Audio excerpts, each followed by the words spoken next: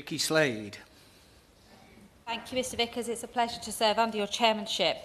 And it's interesting that my honourable colleague has just mentioned the dental vans. We were due to have one in Dorset. But I heard from my local dentist, NHS dentist in Corfmullen, that they were seriously concerned about the prospect of having a dental van. They were worried that if they were to take it out to their rural community, there would be mayhem and frustration with people who hadn't seen a dentist in so long that they were actually in fear for their staff and decided that they didn't want to take the dental van. They also noted that it was 2.4 times more expensive than operating a practice, and so they decided that they would invest their extra money that they had as a practice in an additional graduate dentist. I met her name was also Vikki. I met her a few weeks ago and really excited about the work she could do, particularly in the health of children.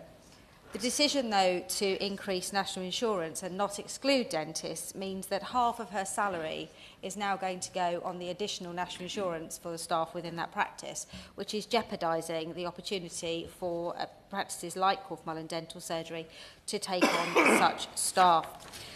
Just returning back, it's interesting, isn't it, that dental care was available on the NHS from its very inception, and that the original advert for the NHS stated that it would provide all medical, dental and nursing care for everyone, rich or poor, man, woman or child.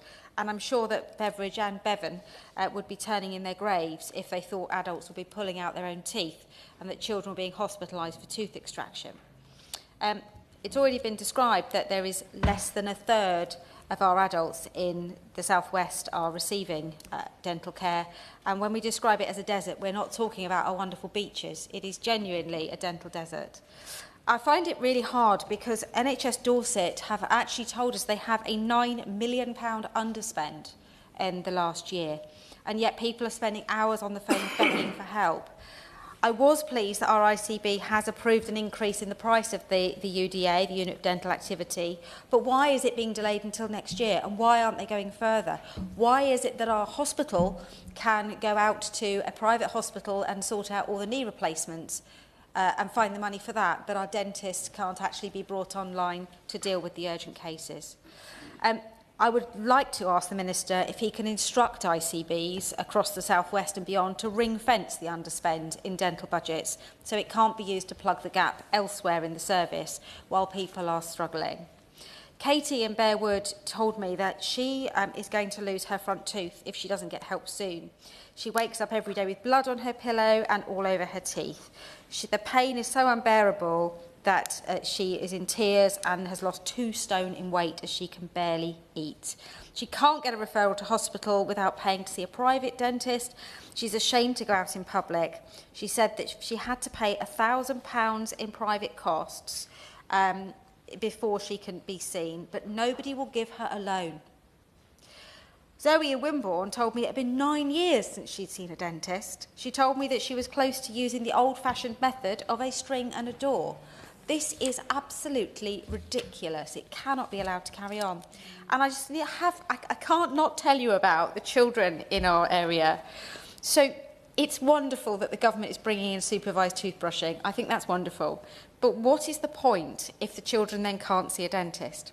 I was mortified in 2022 when I took a foster child who had come to live with me to my dentist. I had assumed that, as with GP practices, looked after children would automatically be added to a family's NHS practice. How wrong was I? We didn't realise this, so we insisted on telling the dentist they had to see this child. He was 11 years old, he had 7 teeth gone already. He needed those teeth replacing for his future and for his smile. And if we cannot do it for the adults, we must at the very least do it for our children, and especially for our looked after children.